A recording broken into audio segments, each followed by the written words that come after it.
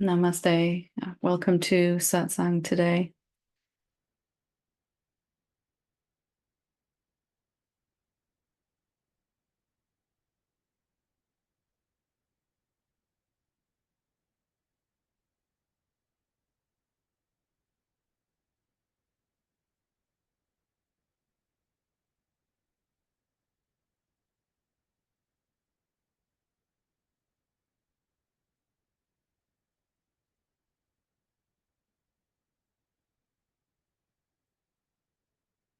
So Satsang has happened all over the world through as long as there have been human beings interested in truth.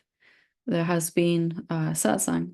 And if you are new to this word, Satsang, or new to these teachings, you are very, very welcome. Satsang is just a word that means being close to truth, a gathering of beings interested in the truth of who they really are. And perhaps the difference between satsang or some kind of philosophical debate or instruction or just learning about who we really are is the emphasis on directly experiencing who we really are. Satsang is for those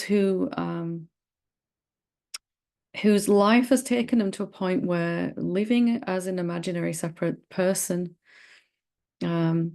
separate from everything and everyone else, has become, at the very least, uncomfortable and usually absolutely unbearable. So satsang is for the direct experience of who we really are, and we'll look into that in a moment. Sat means truth, and sang comes from sangha, which means to gather together in the truth. And the moment that we have a taste of who we really are, then it begins to shift the whole orientation of our life. And who are we really? Are we really just a human being? Or are we something very, very different to that? And for me, having a direct experience of who I actually am did change everything for me.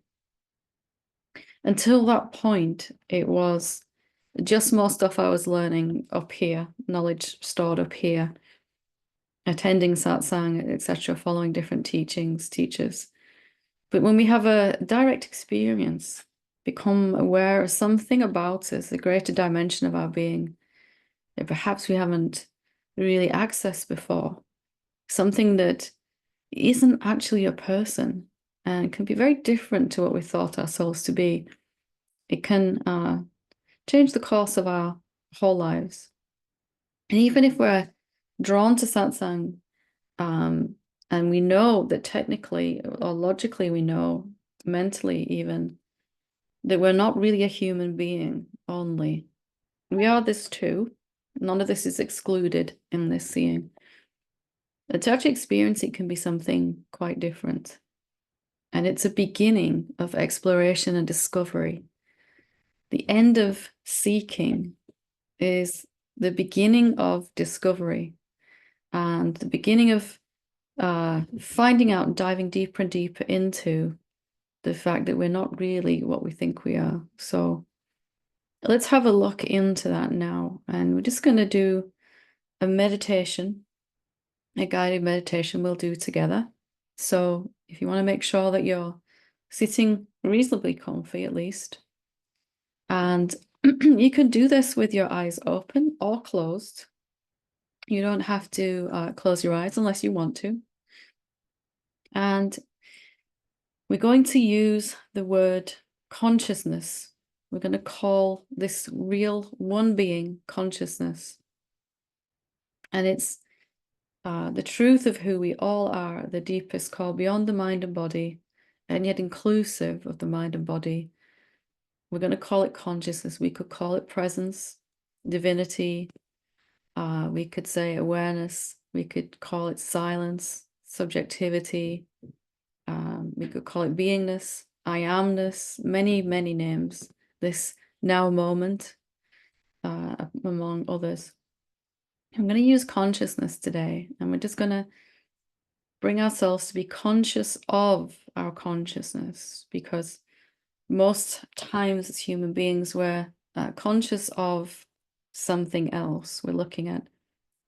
So it's a really different but simple style of meditation. This, we're just going to notice what we're conscious of and then bring attention to what is conscious of it. So just as an example, if we start by taking a deep breath, and let's just a nice slow deep breath, not forcing the breath at all, just maybe making a deeper inhale and exhale than you normally would. So you're conscious of your breathing. Taking another couple of deep breaths, giving yourself permission to relax. You don't have to try hard in satsang. That will just get in the way, in fact. And then shifting attention from what you're conscious of, the breathing, to that which is conscious, consciousness. And that might seem like a weird thing to do, but you are conscious, you are consciousness. So we're just going to meditate like this. Whatever object or phenomenon arises that we become conscious of, like a thought or a sensation in the body, a sound in the environment, we're just going to notice the sensation or the thought, and then notice that we're conscious of it. We can see it. We know it's there. There's something knowing, seeing. Something is conscious, awake, aware. And so that's all we do. We just bring attention to that which is conscious, that which is awake and watching. And it's not a thing you can see with your eyes. It is something that we just know is here.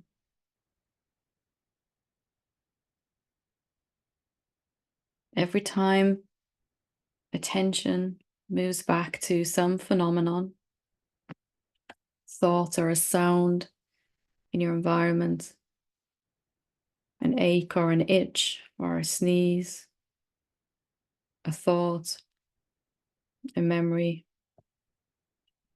we can begin to bring our attention back to what is watching it. Whatever phenomenon arises in your experience, whatever's coming and going, you, the consciousness, are aware of it.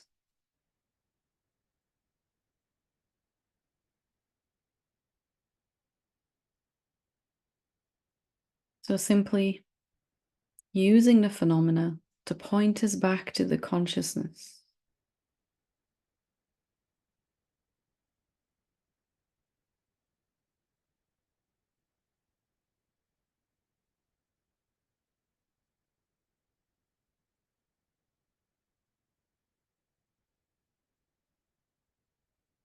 There's something here that knows, something about you that knows whatever's coming and going.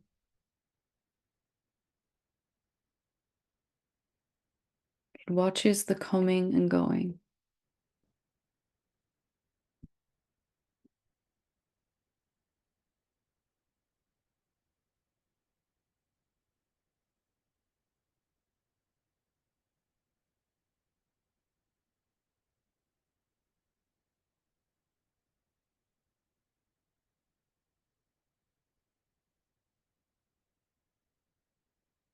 Anytime you find yourself distracted, just bringing attention back, using even this to notice what is consciousness.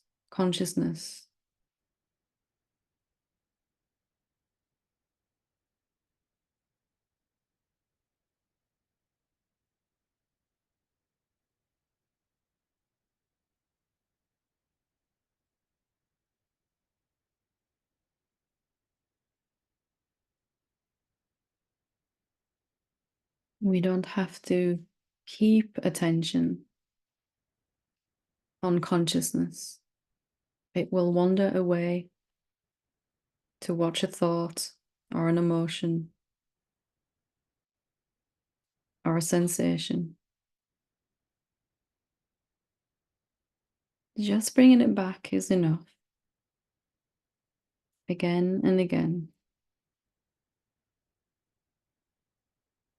Right now, there's consciousness of these words,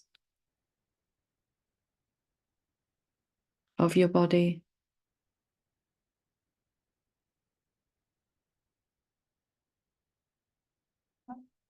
and we're simply bringing attention to what we're conscious, what's conscious rather than what we're conscious of.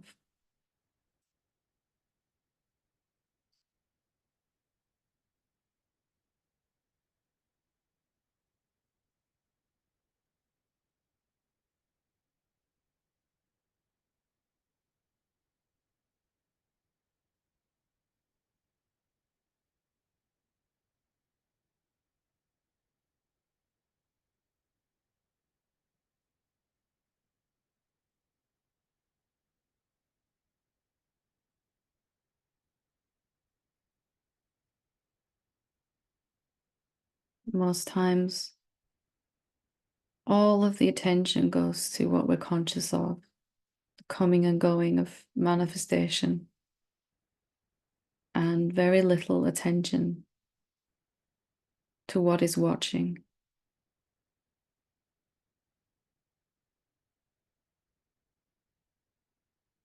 We're just turning that around.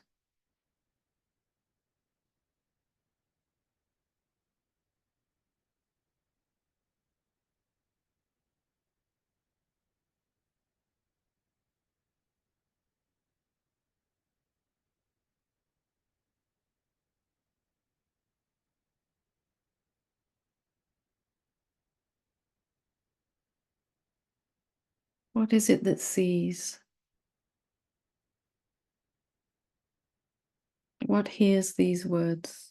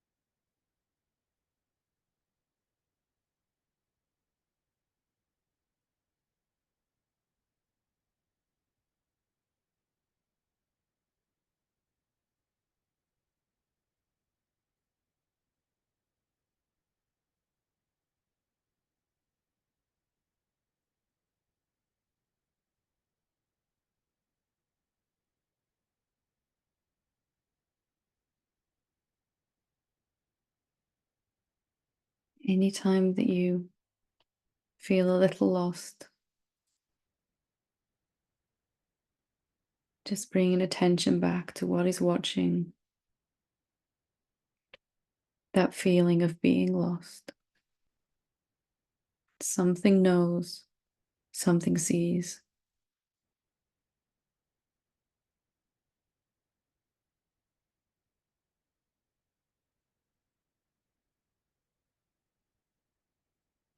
What we're conscious of is always changing, but consciousness is always here and unchanging.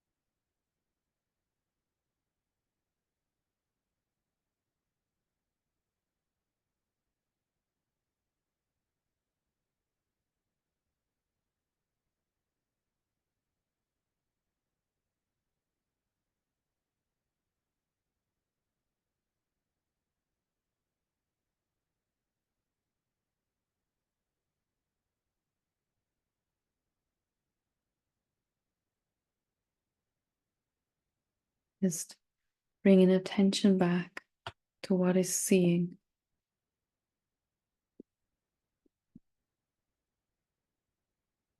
What sees the thoughts, the sensations?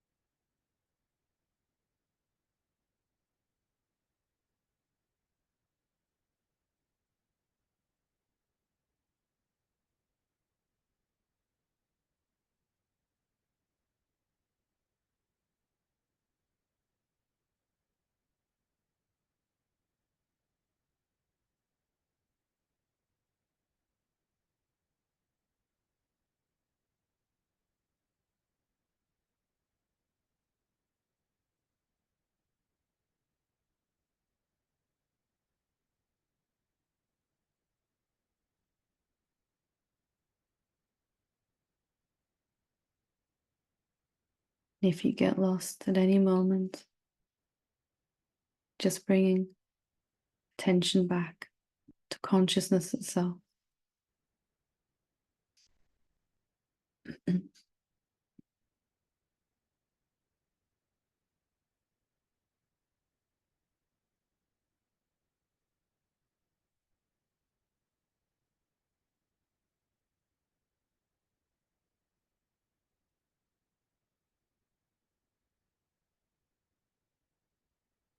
Using the coming and going of thoughts, emotions, sounds to point you to that which is aware of them.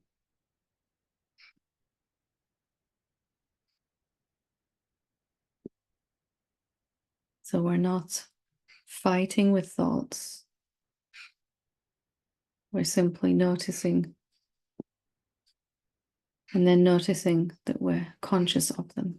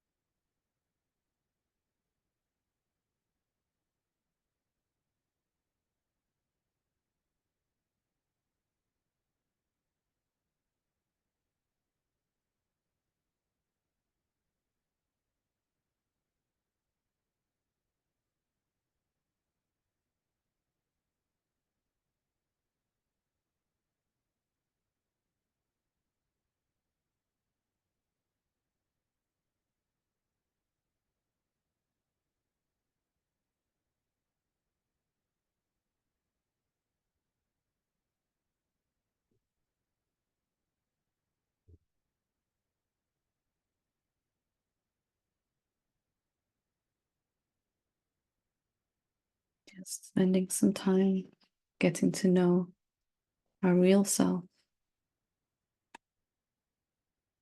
that which you can't see with your eyes, can't hear with your ears, but consciousness is always here.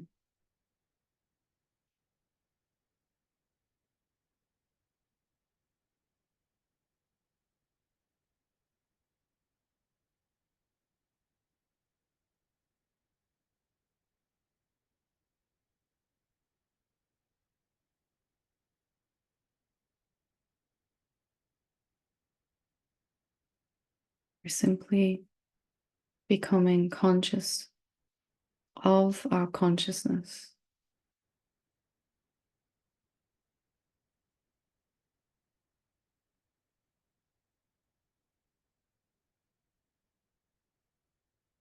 Consciousness recognizing itself.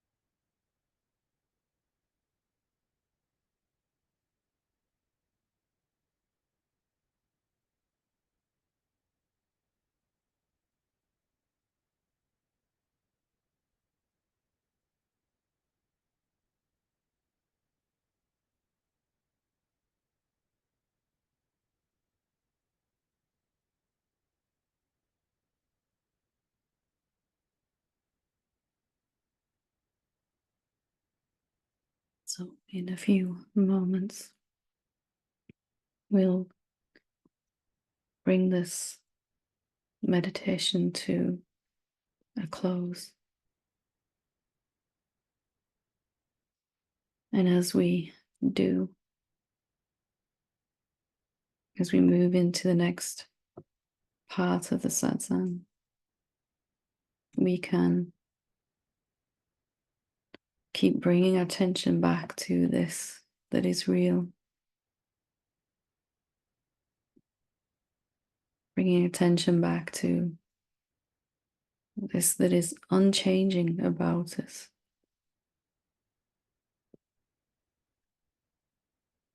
You are this consciousness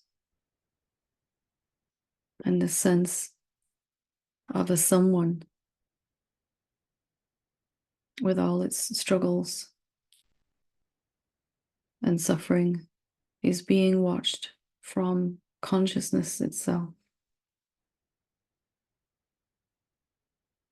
Consciousness is always free, even now.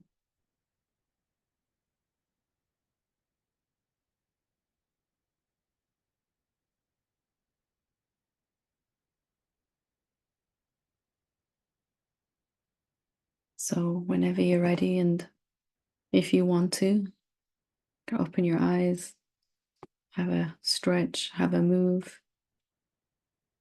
If you want to keep meditating, you can also.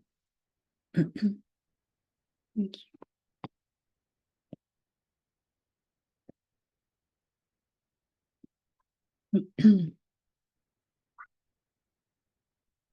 So in the meditation, we're simply bringing attention back over and over again to that which is real.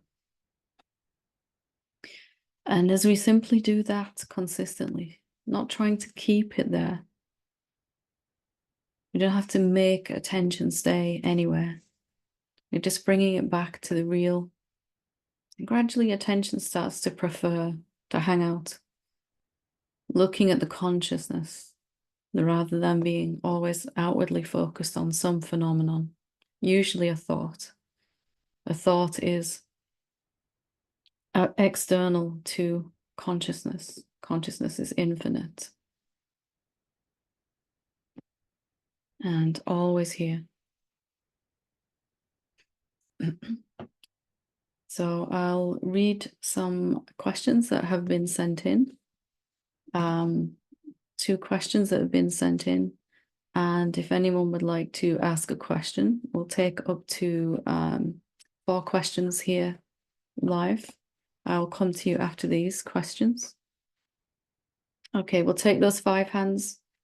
Melanie, if you want to put yours back up, we'll come to you after. But no more, thanks. So this first question says, I'm so grateful to have found your teachings, Helen, and I'm merrily working my way through the recordings. I very much look forward to joining you in Satsang live sometimes too. Something that's been occurring as I've worked with your practices is a deepening sense that I no longer want to take responsibility for cleaning up other people's messes. This has been coming to me in dreams and images during meditation and in a very real physical sense in my life, where I have noticed feelings of resentment about clearing up after people in my household, mainly my partner and his dog. But I also notice that any request to take on any type of domestic task feels heavy and burdensome. I find myself wanting to escape the house and have started to take myself off to meditate or walk in the woods as a way to ease the discomfort. I see this coincides with a personal evolution, the menopause, and the coming of age of my children, but the deeper challenge is to realize I've been living from a psychological pattern of somehow believing I'm responsible for clearing up the unconscious behaviors I observe around me, and more strongly, to take on and appease other people's feelings, as I find it impossible to ignore them. It's as though my energy field will become filled and infected by even having any awareness of them. I yearn for freedom from anyone else's emotional and mental material, realizing how much of myself has been taken up with carrying this burden all my life. Before now, I've tried to push these things away, keeping a sense of distance from them. But to no avail, of course. I've tried practicing forgiveness, compassion, acceptance, Hope, oh no, I can never say that, but I do know what it is. But still, the patterns persist, and I realize there must be something that is yet to be seen and understood about myself.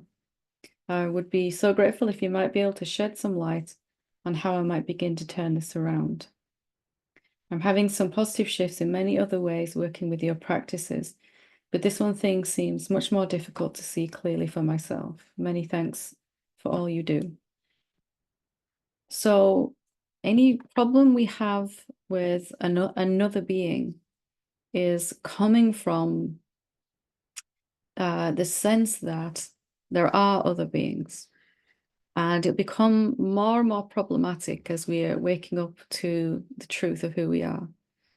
So all those methods that you mentioned that you tried are about feeling better about or accepting the behavior of other beings, accepting how you feel about other beings, all of those.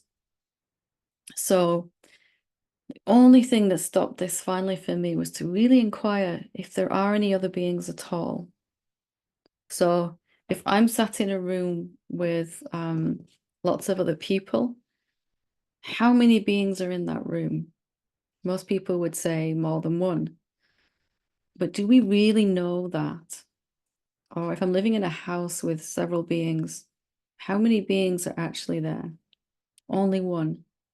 Lots of bodies, but how many beings? And we can actually do this by inquiring, finding out who we are. What do you find when you look for yourself? Can you find the person that you've taken yourself to be? When you actually look, there's a body, thoughts, emotions, sensations. But who do they belong to? Who is it that says me and mine, my thoughts, my emotions? Can you actually find that person? When I looked, I couldn't find any object, any someone, any person that was me. I found something different instead, this consciousness, as we're calling it here tonight. And then I had to really look at where that consciousness stops. It seemed like it was only in my head at first and then my body. Can I prove that to be true? How far does this consciousness reach? Is it only as big as the body? Or is it something very, very different? I'm coming to see that there is only one consciousness experiencing itself through countless human bodies and countless other forms. And in seeing that over and over again, this idea of otherness began to disappear. So that paradoxically, I could actually set some healthy boundaries for myself. Knowing that I wasn't separate to these other beings, I could actually assert what I needed and wanted in those situations. So have a go with that and really, really question, are there any other beings? Seems a bit strange to even ask that question when we're having a problem with other beings, but everything else hasn't really worked, right? So this is the only way out. There are no other beings. There's only one being, no matter what our mind thinks. Only from the place of unity, of oneness, can we sort out these apparent issues with other beings. So, second question.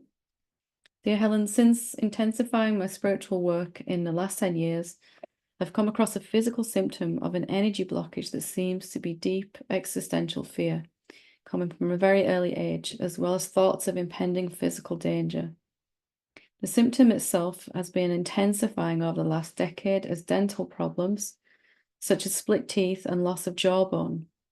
I can't feel or embrace the fear at will, except for when it arises. And that is only for a very short time. Through breath work, I have managed to feel and hopefully release a layer of intense rage. But there must be more behind this, as the dental problems persist. This brings thoughts of unworthiness and hopelessness and feelings of frustration. My current spiritual practices take around 3 hours a day, apart from reading and contemplation. In addition, I have tried asking my teeth and jawbone what it is that I need to attend to, watching whether any messages come through in my dreams, etc. I've also recently added the Om breathing, Kundalini meditation, and Samyama technique. I really understand the importance of raising my vibration and surrendering to His will. But this health issue seems like an unhappy cloud that doesn't go away. Thank you for any advice and help that you can give me. Thank you also for all that you're doing for us. So whenever the body is kind of telling us there's something and that something isn't getting any easier or perhaps might be getting more intense, it's always pointing to an emotion. And you've mentioned fear here and rage, that we can't fully, there's a willingness to feel it perhaps more increasingly, but even if you can't access the emotion all the time, and that's normal because somehow we've developed ways of suppressing emotions and we thought we were a separate person, that emotion would be too strong and it would seem to really overwhelm us. So just working with the fear the best that you can and asking it what it wants to tell you, this idea underneath which you pointed to here. And not fear about what's happening with the body. Mind wants to figure out why we're feeling that way, but there's a belief underneath the fear, behind the fear. For me, fear was saying that I'm not safe. And you said an existential fear from a very early age, but actually it's earlier than that. This existential fear comes from the very first moment we thought ourselves to be separate beings. The moment that we believed ourselves to be separate, our bodies have come and gone in that. Then suddenly there's something other than me. There's me and the divine, me and consciousness, me and God, me and the presence, me and awareness, or my awareness and the awareness. The moment there is something separate to us, we will feel fear. By its very nature, separation is inherent with fear. Fear will be there. Because as a separate being, we can be annihilated at any time. And we believe we are the body. We feel we're going to die when the body dies, that we will come to an end. That fear is so terrifying that we do everything we can to suppress it and push it away. And it can only come up now for resolution as you're realizing who you really are. As you're realizing the consciousness that does not die and was never born, that's showing up as the mind and body, but it is not limited to them. It's taking the shape of a human being so that it can come to recognize itself. So I'd really look at this idea, I'm not safe, or whatever fear tells you. And you don't need to feel it very much to do that. In fact, you'll find as you start to question the belief, and we use contemplation a lot, there is some playlists on the YouTube channel, Satsang with Helen Hamilton, about contemplation, how to work with a question. Simply speaking, we take the idea, the belief, I'm not safe, and we turn that into a question. Is it really true I'm not safe? As a separate self? Absolutely. But as the consciousness, we stay with this question and it'll begin to turn everything around. And I went through a period with my own teeth, root canals and all sorts of stuff. Turned out to be fear and, as you said, anger, which said, I can't get what I want or need, anger said. So we'll go to the hands up. Shefali, I hope I'm saying that correctly. If not, please just correct me. Hi, love. Hi. Thank you so much for, because I know when you're awake, coming to speak and, is not easy. A lot of people I know who are awake just doesn't want to speak anymore, right? So There are times when it's easier than others, yeah. it's really thankful because, yeah, really thankful for that. So I don't have a question, but I'm seeking your guidance here. So from childhood, I was looking for Paramatma, universal consciousness, or how thousand names. And I was like, what happened? What's going on? Why am I here? And I always had this feeling that if it's in me, why do I have to like search for it, right? So, and of course, still I was searching. I looked for gods because I'm from India. I tried that way. And then my sister died in a car accident. So the question was like, where did she go? Right? What just happened? So my search became many-fold. This was Hmm. in 2010. So Ramana Maharshi's and Nisargadatta Maharaj's teaching really influenced me because they talk about non-duality. It Hmm. really influenced me. I was not looking for a guru, but my life magically took me to an Indian guru who's alive, who's very beautiful. And went to Himalayas for like 16, 18 years. So in his presence, I had a glimpse when I was in the ashram, I saw who I am, Hmm. right? And of course, that doesn't end the journey, it actually begins the journey. It begins a whole Once you different path see, of right? it. Yeah. And it was 2016 when I got the glimpse. So, of course, a lot of ride went. I also went into the trap of running after the guru despite not looking for it, right? For years, I was like, oh, I get something from him. So Hmm. instead of seeing where he's pointing, I started trying to hold on, which everybody was doing around me, right? Yeah. And of course, it's a cultural impact too, and people, where you are makes a big difference. And then this year, I had a huge shift back to non-duality. I met him and something happened, and then Guru Purnima, something happened. I slept with the same, there's a lot of glimpses. I have a lot of glimpses on my way. Of course, they came and go. And then one day I slept with all my love for my guru. Next day I woke up with total detachment, like total detachment to him, like just complete detachment. And the only answer, the voice start coming from inside was, all is one. All is one. That's the only thing I could hear. And all there is this, right? But and it's a huge shift from having an anchor outside to now knowing there is no anchor, all is one. That doesn't mean my You've body has never, stopped or my you've mind never has stopped. had an anchor outside, right? You only thought you did. Yeah. As much as Yes, mind but wants to cling on to some body form and go, that's the teacher, that's the guru. It's never been that, right? It's been yes, everywhere. Yeah. that's the voice I'm getting, but the shift is very scary. It's easy to have someone and rely on someone. And now you know that all there is this. It's just, this is it, right? I mean, all is one. It's actually very beautiful and very joyful to, feel it because I feel one part of my brain is switched off. I don't know how to put in words. I'm saying that, Mhm. but it's been amazing. Doesn't mean my mind is not going here and there when I get busy, but I can always come back with meditation or self-inquiry, contemplation, or listening to, your videos because I honestly feel that for this the today's world, what Nisargadatta Maharaj was saying, you're saying because truth is same in the way I can understand, I can relate to, and it's not understanding from the mind level. I can rest like that unfocused attention as soon as I start your video, right? Or Mhm. sit in meditation. And I've been meditating from 10, 20 years. So I can close my eyes and I can very easily go in that state. But even that is not happening anymore in the sense I don't have to sit anymore as a Mhm. ritual. It happens while I'm doing anything. So my point is I don't want to fall back in the trap. Can It's you? easy. Can you fall back?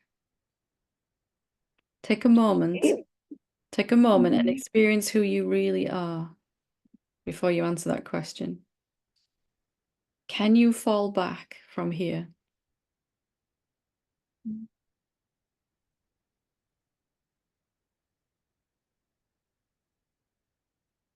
Not right now.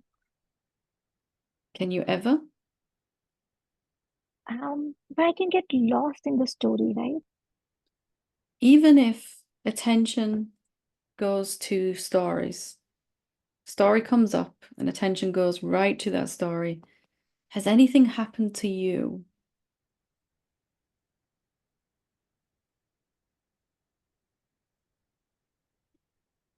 Can anything happen to you? No, not at all. Nothing touches me. I've experienced that. Nothing touches Let's experience it right now. Have you made any progress? Have you slipped back even? Are you reaching something, or are you just seeing what's always been true here? Very true for me here. That which you really are, it isn't surging forward. It isn't even awakening. You're just seeing the awakeness that's always here, the consciousness that's always conscious, right? Sometimes it's conscious of itself. Wow, look at me, I'm vast and infinite. Sometimes it's conscious of thoughts. Ooh, I don't like that. And then it looks back at itself, but the consciousness is always the same. When attention goes to stories, the body feels contracted and tight. When attention goes to consciousness, the body says, oh, yeah, like that. But consciousness is always the same, either way. So just to experience it, who you really are, and to see it's not changing. It's not moving. It's not becoming. It just is. There's no progress there to make, is there?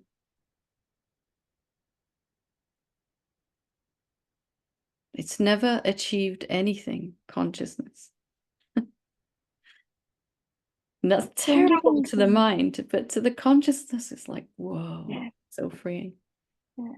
The only thing is, the fear again, which is coming from the mind, right? Mhm. That what if I again fall in another trap of, uh, But despite can that knowing, happen to you? Let's check out what the mind is saying, because it's trying to help you now. Can you fall into a trap? I can get lost in it for a long time again. Even if you spend the next 10 years looking at thoughts and never look at yourself, consciousness again, for 10 years, has anything happened to you? Mm. But it's so beautiful here that I get it. I get it totally. But let's be clear that you cannot fall back into a trap. You never have. Yeah. All that's happening is consciousness is coming to prefer looking at itself than looking at phenomena. And that's gathering pace and momentum, right? It's starting to fall in love with itself more. And that's just going to keep on quickening until somehow, someday, some quiet moment, you forget how to pay attention to thought. You just lose that faculty somewhere.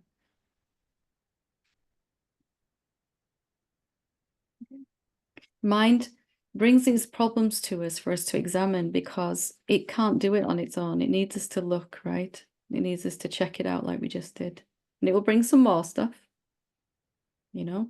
And you can just check it out against the direct experience of who you really are. one last thing I'll ask you. I heard Nisargadatta Maharaj said, or Ramana Maharshi said, that guru or disciple, first of all, they're not true, but they don't do anything. It just all happens by itself. There's another way of saying that it's all that is that's true, right? It just happens. Yeah, you're having Um, a conversation with yourself right now, and you're just using two bodies to do it.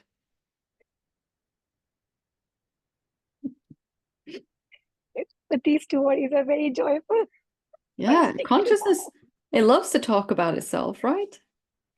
that. Oh yes, yes. Yeah, beautiful. We put labels, we put teacher, student labels on different bodies, but we can throw them away. It's fine. Yeah, wonderful. Beautiful. Thank you so Thank you. much. Good to talk to you. Shri?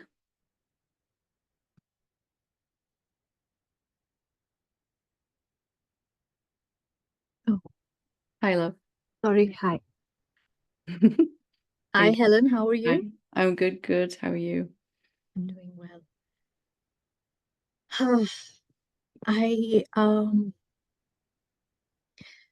I just realized that I create problems for myself. Um I got to know some information that nobody was aware of. And then I don't know what to do now that I know the information. If I do the right thing, it's extremely complicated. And it's very hard for me to undo it. Why are you so sure you're doing anything? Well, the actions, I went and searched for some legal issues, and apparently nobody is aware of it. And I so everybody is blaming me. They're like, why did you go look into it? Why did you read about it? I'm like, I don't know why I did it. I just came across it. Can you find a separate person that made the decision to do it? Let's look together right now. Can you find someone who has to choose what to do now?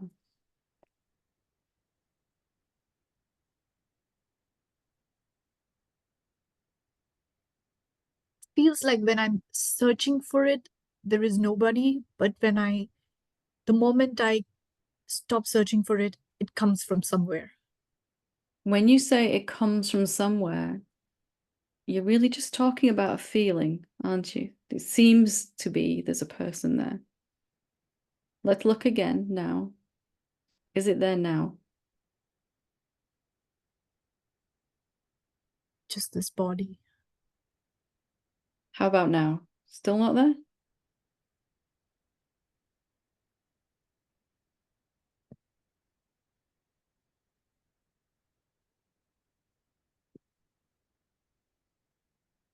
When we take attention, when we look like this directly, it just can't be found. Someone who's doing and deciding. Later we say it came back, but really what's happened only is it feels like there's someone there, and we take that for reality. It seems to be. A sense of a someone doesn't mean there's actually someone there, a person. Right? What we find is, we're calling it consciousness tonight, but we could call it anything. And is that doing and deciding like a person thinks it is? Did you actually make a decision somewhere, right, I'm going to go look at this thing? Or can you prove to me that you're going to make a decision about where to go from here? What is going to decide if you can't find a person?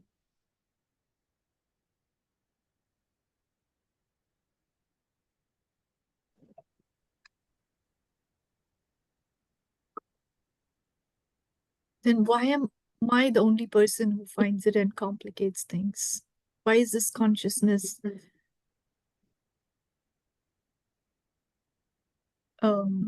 what is it trying to tell me? If you can see that there isn't actually a person, is that question still valid that you just asked?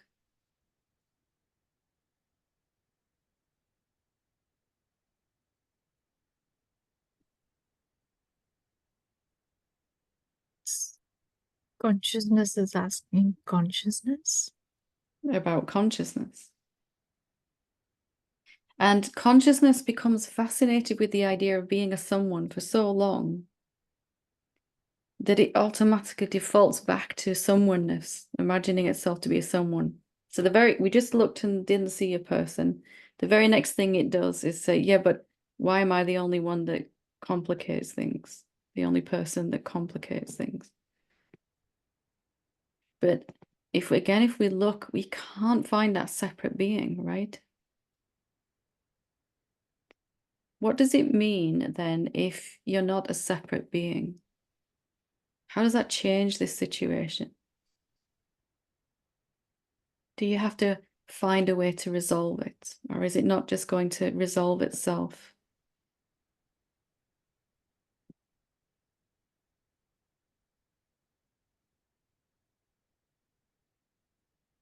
it's going to resolve itself. But I'm always confused as to when I get signs or what is the right thing to do. How will I know that this is what it wants me to do. It being you, right? Not separate to you. If it's the right thing to do, you'll find yourself actually doing it. If it's the wrong thing to do, you won't be able to do it no matter how hard you try. Doors will close, things will get blocked. But now I've informed this about this to the legal department, and now I've complicated it for myself. I can't go back and say when You are the legal department. You are the legal department and everyone involved. Can you see that you go right back to being a separate someone? Yeah, but I did this and now I can't undo it. Can that be true? No. And as incredible as it is, every problem that you thought you fixed as a separate being never happened like that. It resolved itself. And the mind took credit for it. Every problem that we seem to have screwed up as a separate being was just going to go that way anyway, and the mind took credit for the failure.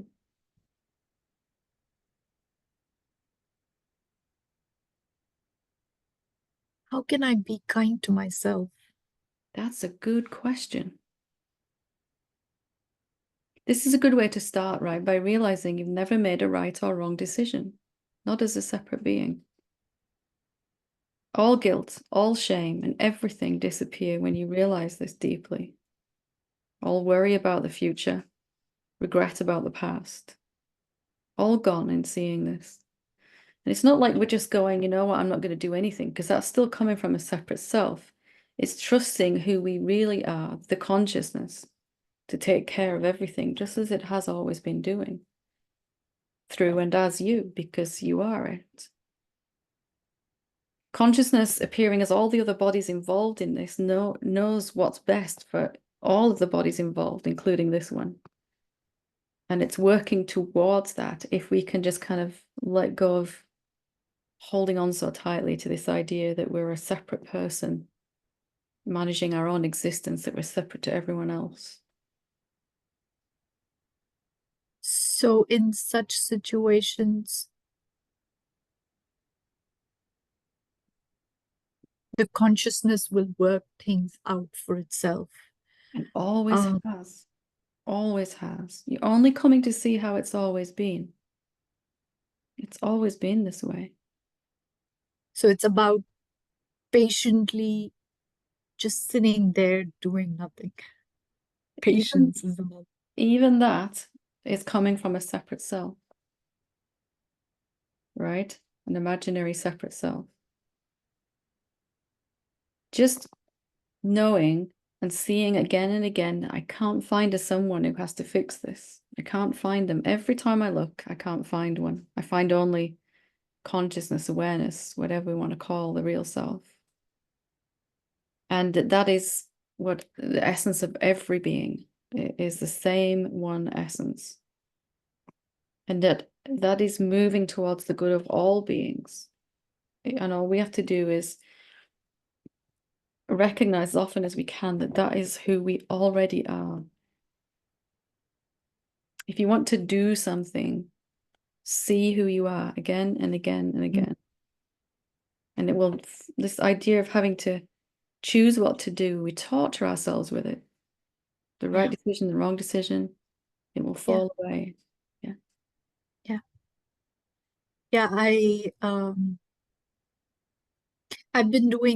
I've just started the 90-day challenge. I started reading the autobiography of Yogi, because it's a powerful book is what I heard. I heard about it a long time ago, but I never had the urge to read it, but You're in for a treat. Yeah. I can see it. I can see it, Helen. But like you said, so I'll just keep whenever I have the urge to, the mind wants to do something, sit in the If you can find a person, just keep looking and not finding, looking and not finding, looking and not finding a person, again and again and again something will be softening and letting go in that again and again. And it's just eventually you see that the body has always been moving in the flow of life.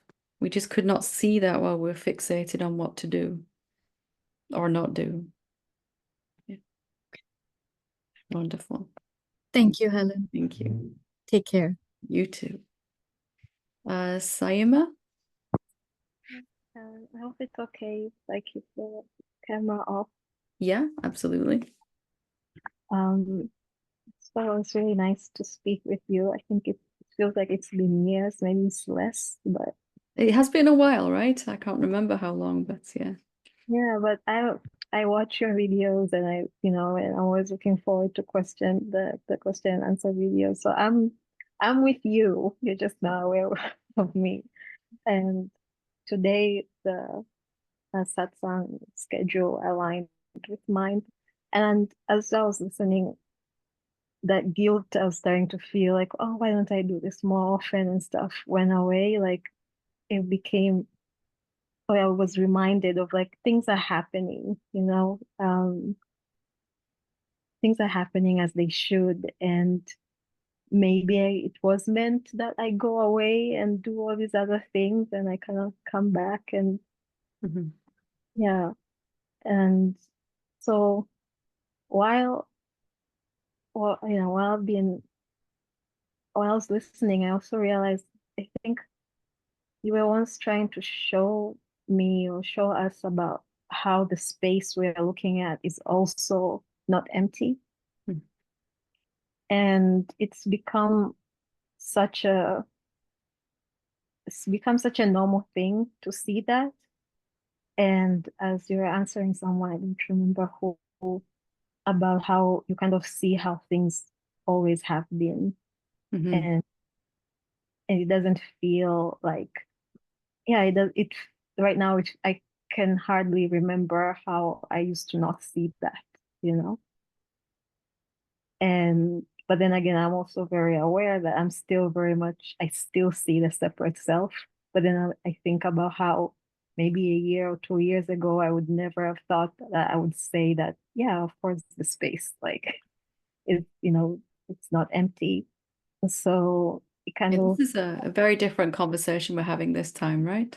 yeah, yeah. And so I'm not even, at least as at this moment, I'm feeling it's okay. Like things are just unfolding. You can't help but move in this direction. Yeah. And also, so I guess the question I wanted to ask was, keep seemingly having these like these blocks or these hoops I have to jump over, which I experienced as this terror that happens within the body. And it used to be when I just sit down and meditate, it would happen. Mhm. And I even stopped meditating. I think maybe I shared at some point. I stopped meditating for months because it was guaranteed if I meditate, I will meet this wall. And eventually at some point I completely forgot about it. And when the thing came back, I was in a state of like, if I die, I die, like what else is there? Yeah. This is what I want. And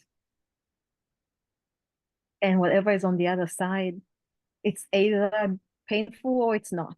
And let's see, I got tired of fighting it, Even if it's terrible, at least I'll know, right? Instead of just sitting here with this fear and yeah.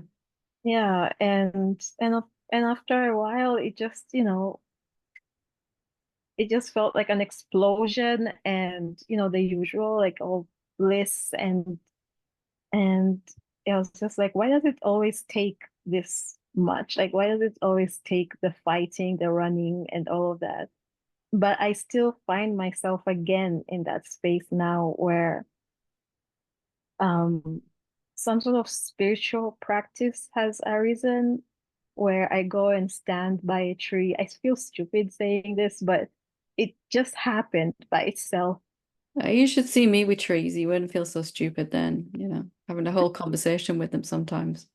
Oh, that's nice to know. It just happened, and at some point I was just walking in a park, and I just started, my arms started doing all these things, and I was like, this must look so ridiculous, but I promise I'm not doing this, you know? And then after that, I started going towards it out of curiosity, and it felt really, really good and became more expressive, and I would see my face after it glowing. Like I would go back in my room, and it just felt like I had the best holiday. It looked like I just, you know, I had the best sleep, and my skin was just like, I was like, how had I never discovered this before, you know?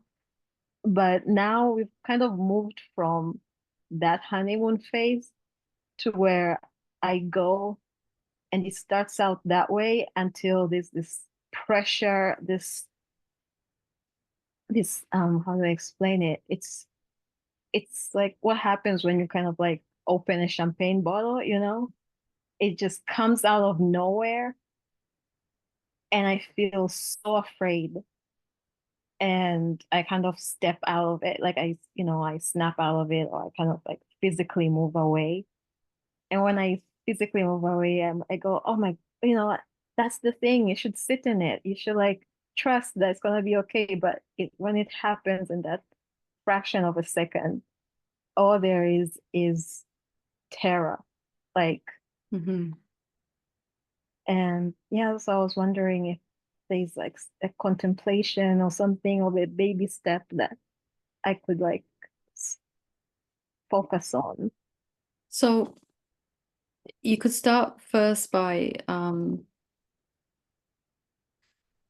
the reason it persists for so long and it happens again and again is because we blame ourselves. I should be able to go towards this thing and not run away. You know, some kind of idea that I should be able to, like you said, just go with it, go into it. When it kind of opens up, I should just be able to go. But if you could, you would, right? And if you can't, you can't. You see what I'm saying? Self-acceptance comes in that. And I also want to say one thing which might not be popular to the mind, but I have to say it anyway. This, and I'm saying it out of compassion because I got stuck here for a really long time. This opening, this moment, this deeper something is just an experience. It's just an experience. Because I'm saying that because my mind put so much pressure on me that I should be able to walk straight into this without fear. That this is where awakening is. If I could walk through this, I'd be permanently awake, said the mind. And then it you know, would say all kinds of things because I couldn't seem to do that. But finally, I realized actually this isn't permanent. It's coming, stays for a while, and I'm terrified of it, and then it seems to disappear. And I realized all that is a really, really nice state. It's just a state. It still isn't reality. It still isn't oneness. If it's not here all the time, it's not actually real, right? And as I saw that, the fear disappeared because I don't have to go into that. I am that in which it all appears, the tree and the opening and the body that and the fear, all of it is happening inside me. The space, the contextual field, the consciousness, whatever we want to call that. And mind gives us this impossible problem of how to find the courage to walk through that. And I said, you know what? I'm done with that. I'm not playing that game anymore. And slowly but surely in the background, the same state started to happen more constantly anyway. It's since then, every day there's more peace, more joy, more bliss. And the way I live right now today even is way, I wouldn't take that state if you gave me 100 times that. I'd be, I'm not interested, thank you. Because every day this is just getting stronger as a lived experience, a constant thing that's deepening rather than a momentary opening that's, oh, you know, and then it's gone 10 minutes later and I'm feeling the same as I was. So it can't be reality if it's coming and going, can it? No. And of course, it's a nice state. I get that we want, but this way leads to freedom, right? I'm not really interested in those kind of states because if I go up, I'm going to come down.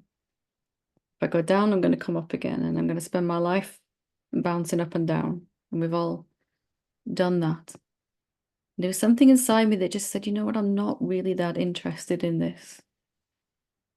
Because I've been in ecstasy and bliss, and 10 minutes later, I was terrified again, terrified. As you're speaking, the thing that came to my mind is, where is this pressure coming from? Self-given assignment, self-given, either I'm passing or failing at this. And if you have an impossible assignment to achieve, you can stay as a separate self for a very long time. Working up the courage to move beyond this terror, I couldn't do it, and I felt like an abject failure. Time and time again. Eventually I realized this is nothing to do with me. I am that in which the sense of a someone is appearing, and the fear, and the imaginary portal to infinite bliss, you know? But if it's not here now, it's not reality. If it doesn't stay, it's not reality. And it was such a relief in that. Such a relief. it's really, let's see, because even when I go to sleep,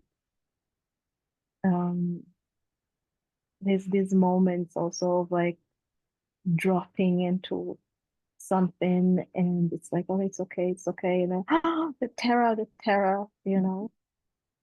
Just if you just there's nothing wrong with wonderful states. I get that. We want them after we've, but they must come with the other side of that coin of duality, fear, guilt, shame. If you just kind of take the stance of I prefer peace and the absence of suffering.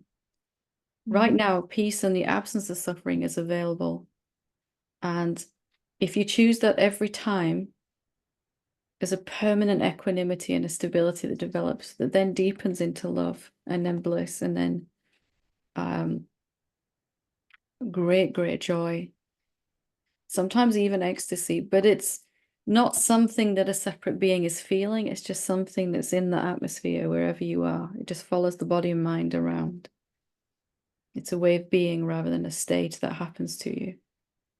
Why is it that I'm afraid of giving up? Because there's a part of me that hears you and understands and knows it's true, but then there's this alien part that I'm like, what are you afraid of? Can you fix that part of you that's afraid? Do you need to? And do you want to? Here's another impossible assignment from the mind. You have to get the mind or the egoic sense of self or the separate self, whatever we're calling that, to a place where it accepts everything. It's okay. I've transcended this fear, but you know, that's not your problem. You are already free. Anything else is an illusion. Is that the same part that wants to change other people? Yeah. It will give you a whole list of problems you need to fix before you can be free. In the end, I'm just like, no, thank you. I'm going to be my own self and see if all that stuff doesn't get sorted out anyway. And it did, of course. You take a stand as your real self who is already free. See what happens. And the mind that, like, the thing that's coming to my mind is like, so everything as it is. Yep. Wow. When I took a stand as the self, my life was upside down. It couldn't have been worse. My relationships were a mess. My finances were in a mess. I was just tired of waiting for all that stuff to sort itself out first, because it didn't, and it wouldn't, and it couldn't.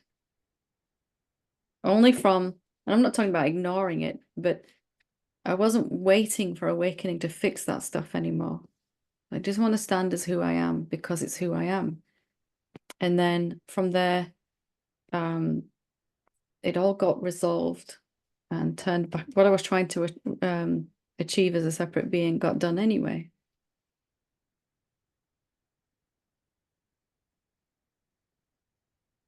I think, yeah, the resistance, it doesn't have to go away.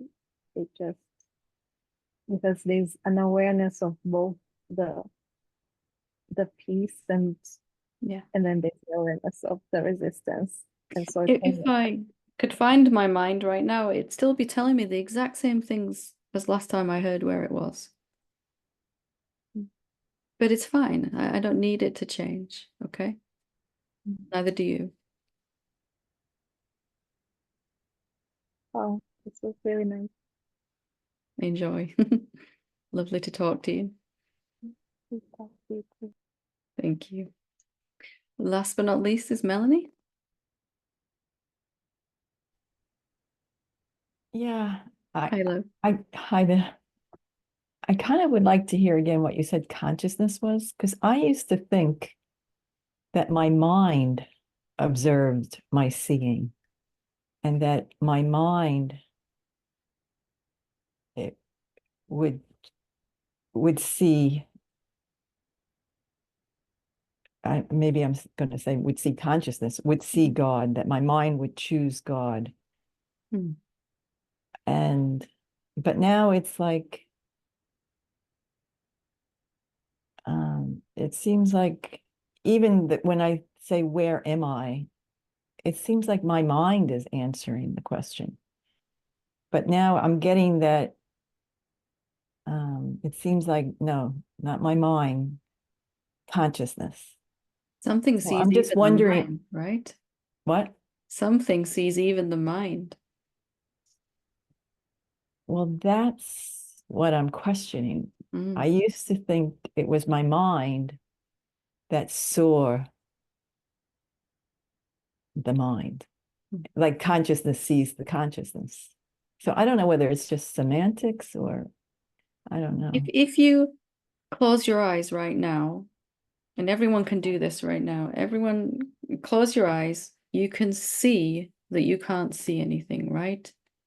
You Right. can see there's no visual field coming in through the optic nerve. My eyes are closed. Something is seeing, and it's not the eyeballs, right? And you can open your eyes again whenever you're ready, but there is a faculty in us all that sees without eyes. It also uses the eyes to see the phenomenal world. Mhm. But here we're calling that consciousness. Consciousness is watching, seeing, knowing. And if a thought appeared, consciousness would see that thought too, appear and disappear. See, and I used to think it was my mind that would see the thought appear and disappear. And it's okay, we all do. But I came to recognize that mind really isn't sentient in itself. Mind is just a succession of thoughts. Can a thought really observe another thought if it's coming and going? There isn't that stability there, right? For something to be seeing, when we close our eyes, we see something is seeing the absence of a visual stimuli. And that thing that's seeing, consciousness, was here before we closed our eyes. It'll be here after we open our eyes. It'll be here while the body sleeps. It's just silently seeing and knowing. Whereas thought and mind is coming and going, right? If you were to stand by the side of a road and I said, tell me how many cars go past this road, go down this road in 5 minutes. And You walk away, you leave. You can't tell me how many cars have come and gone. You'd have to be standing there all the time to see. Yep, 10 red cars went past, 2 blue ones. There has to be a constant presence of watching to see things come and go. And you're saying that to see things come and go, that's the mind would have to be, that would be the mind. Is that what you're saying? Consciousness, it's, if you look at what's seeing with your eyes closed, it's not a thought, is it? It's something else. It's not mind. Just have a look right now. What is it that's seeing? It's not a thought process. When you say, what is it that's seeing? What is it that's knowing? Is that what you mean? Yeah, Because knowing, I'm not seeing seeing. anything. Yeah. Okay. Something knows, right? What is that knows?